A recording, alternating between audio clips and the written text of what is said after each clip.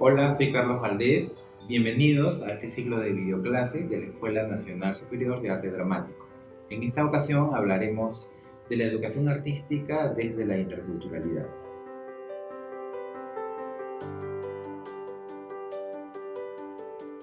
Siempre escuchamos que nuestro país posee una enorme diversidad cultural, que somos descendientes de los incas y que tenemos innumerables expresiones culturales en cada región. Cuando se abordan temas relacionados al orgullo nacional, es común que hablemos de Machu Picchu, de la danza de la Diablada, del balcón limeño, incluso de Juan Diego Flores. Y todo lo que tiene que ver con la comida peruana es casi una bandera nacional. En los años 90, a través del Estado se creó la marca Perú, que si bien promueve el turismo, también nos presenta como un país exótico, ¿no es cierto?, donde se hace énfasis en los patrimonios prehispánicos, en las comunidades originarias y de la herencia de la etapa colonial. Esta visión de país se sumerge en el fenómeno de la globalización y el capitalismo tardío, que en cierta manera empuja a ciertos países y a ciertas poblaciones a poder acentuar las características diferenciadas, entre comillas, originarias, como si fuera una especie de marca o branding de identidad corporativa. Sin embargo, estas narrativas sobre nuestra cultura e identidad pueden caer en versiones idealizadas y romantizadas, encasillando o volviendo objetos intocables, pero también aislados a todos estos patrimonios y manifestaciones culturales. El arte es un concepto básicamente europeo y llegó al Perú con el virreinato. Si bien hoy en día existen versiones ampliadas y heterogéneas sobre lo artístico, la idea que más se extendió y se instaló fuertemente entre nosotros es la versión más clásica y ligada a la alta cultura. Ello lo pone en paralelo con el denominado buen gusto, ¿no? Y desde esta mirada se entiende al arte como un elemento que refina a las personas, ¿no? Y por lo tanto lo vinculamos normalmente con lo griego o con las ideas más clásicas del arte. Y por lo tanto también existe el peligro de que se separa un poco de los fenómenos sociales y culturales. Hay una tendencia muy fuerte a vincular la cultura con el idioma hablado, ¿no?, como si fuera un elemento central de todo lo que tiene que ver con este quehacer. Sin embargo, la cultura de cada sociedad, de cada grupo, tiene que ver en realidad con las herencias y construcciones constantes de signos, símbolos, historias y mitos.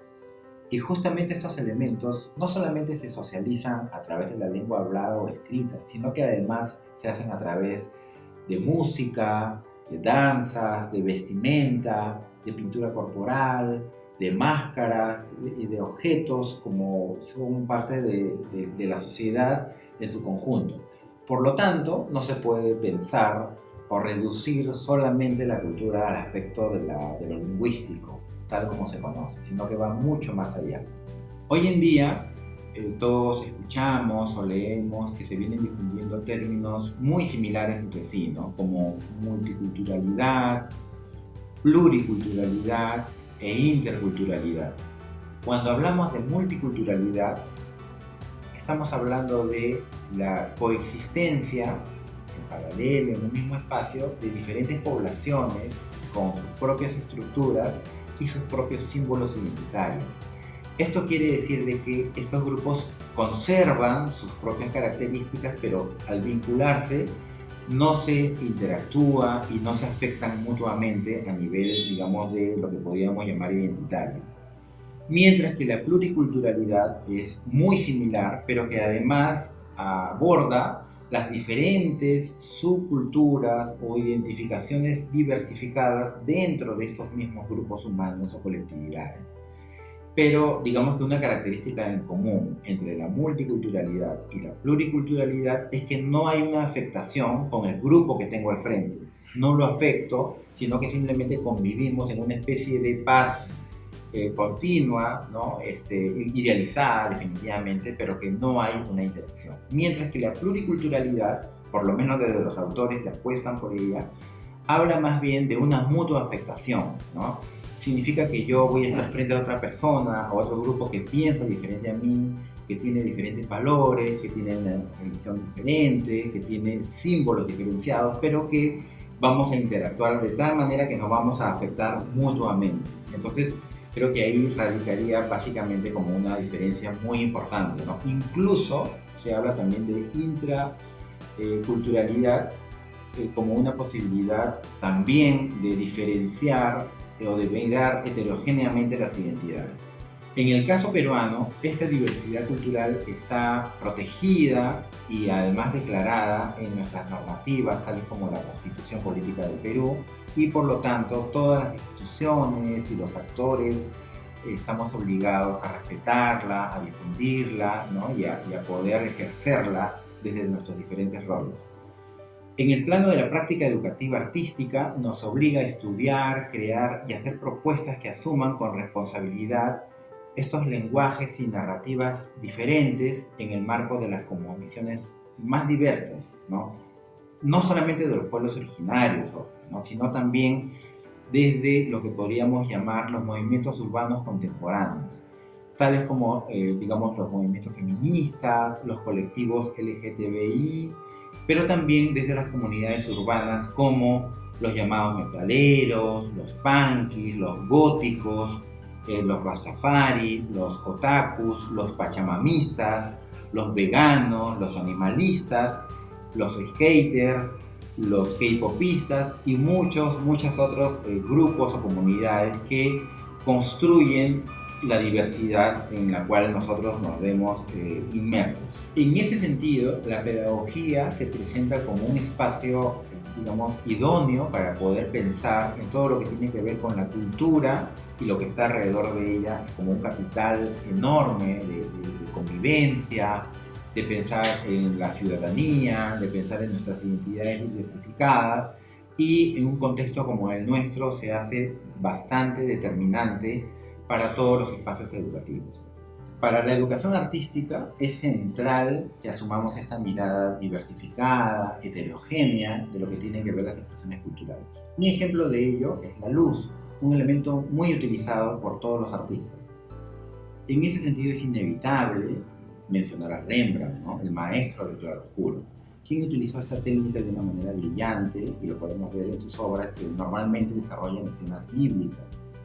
Y lo que podríamos decir también es que no solamente la luz era un elemento importante a nivel técnico para Rembrandt, sino a nivel de las ideas y los valores que este elemento podía traer para él, porque era un elemento que constituía mucho de la sociedad en la cual él vivió y en la cual se desarrollaban las ideas calvinistas, y por lo tanto el protestantismo, que era fuertemente asociado y es fuertemente asociado a su obra, es un elemento que puede explicar en gran parte cómo es que él concebía la luz, ¿no? Una luz dorada que bañaba los espacios, que podía constituir la personalidad y los rostros y los gestos de los personajes. Entonces podría estar interpretada desde esta manera, digamos, religiosa y desde la fe. Como va a saltar en el tiempo un par de siglos, y otro caso muy interesante lo constituye el artista Jackson Pollock, ¿no? Que si bien en algún momento fue un pintor más clásico, rompió con toda esta tradición figurativa y del caballete y decidió asumir otra forma de crear y de abordar sus pinturas y toda la obra plástica que le conocemos, ¿no? Y justamente en Pollock podemos ver un abordaje que, si bien tiene muchos insumos del surrealismo y del automatismo en la manera en que él creaba sus obras, también pueden ser pensadas como un intertexto con rituales navajo, ¿no? Esta población, esta nación tan importante, digamos, amerindia, que se desarrolló en Norteamérica, y que explica en gran parte cómo es que él se mueve en el espacio, ¿no? Imitando a los chamanes navajo, ¿no? Que se mueven al ritmo del sol, tratando de rodear entonces lo que sería una especie de lienzo de arena en el suelo, en el cual estos, digamos, sacerdotes vinculan su creación que nosotros llamaríamos pictóricas, con hechos más bien cósmicos, con un trance, ¿no?, especial que se realiza dentro de sus tiendas o viviendas, ¿no? Entonces, esta intertextualidad que nos da Jackson Pollock nos permite pensar cómo es que él, digamos, asumía el poder vincular el color, la forma a las creaciones que él hacía, ¿no? Una especie de performance, ¿no?, con todo el cuerpo. Entonces, lo que él decía justamente, ¿no?, yo pinto con todo el cuerpo, ¿no? Yo pienso que yo me meto en la pintura cuando puedo rodear la tela, cuando puedo mover todo mi brazo, ¿no? Entonces, estamos hablando de otra forma de concebir la pintura, el color y la luz. Y nuevamente me doy otro salto y un tercer ejemplo lo dan las llamadas quizas, ¿no? Las quizas son unos tejidos, ¿no?, de vinculación aymara, ¿no?, esta gran nación que se desarrolla en Sudamérica, ¿no?, en países como Perú, Bolivia, el norte de Argentina, y que nos acerca a una mirada diferente del color y de la luz, ¿no? Las quezas vendrían a ser una especie de degradaciones, ¿no?, zonificadas a través de los tejidos, donde, por ejemplo, podemos mirar un color azul que es degradado hacia la luz, o un rosa, ¿no?, que también es degradado, ¿no? ¿Por qué es importante mencionar a las quizas, ¿no? Porque las quizas, ¿no?, son elementos que están muy vinculados no solamente con un sentido estético y de apreciación armónica, ¿no?, sino que, como los otros casos, están muy ligados a un ímpetu, ¿no es cierto?, muy actual, de querer reconstruir los vínculos sociales por esta comunidad, ¿no? ¿Y por qué hablamos de esta reconstrucción social? Porque están muy ligados desde ciertos autores estas degradaciones y estas apuestas por estos sistemas de color, en pensarlo como en lo que pasa cuando ponemos la fruta hacia el sol, ¿no? Podemos poner la fruta hacia el sol y el estar en este contacto con el calor hace que la fruta se pudiese a blanquear. Y este blanqueamiento que sucede de una manera lenta, ¿no?, en contacto con el cosmos nuevamente, hace que después la fruta sea más dulce, ¿no? Entonces, de lo que nos está hablando este código de Kiza es de una reconstrucción más armónica, más dulce, ¿no?, donde se puedan ver, cómo no, las diferencias, porque en el mundo aymara las diferencias son muy importantes, pero que también puedan significar cohesión social, ¿no? Entonces, como vemos, tenemos tres ejemplos donde la luz y el color son asumidas de maneras muy diferentes de acuerdo a cada credo, a cada cultura, a cada contexto geográfico, a cada momento histórico, y de esa manera entonces vemos de que ninguna puede ser calificada como mejor o más evolucionada o menos evolucionada que otras, sino que simplemente son miradas y entradas diferentes.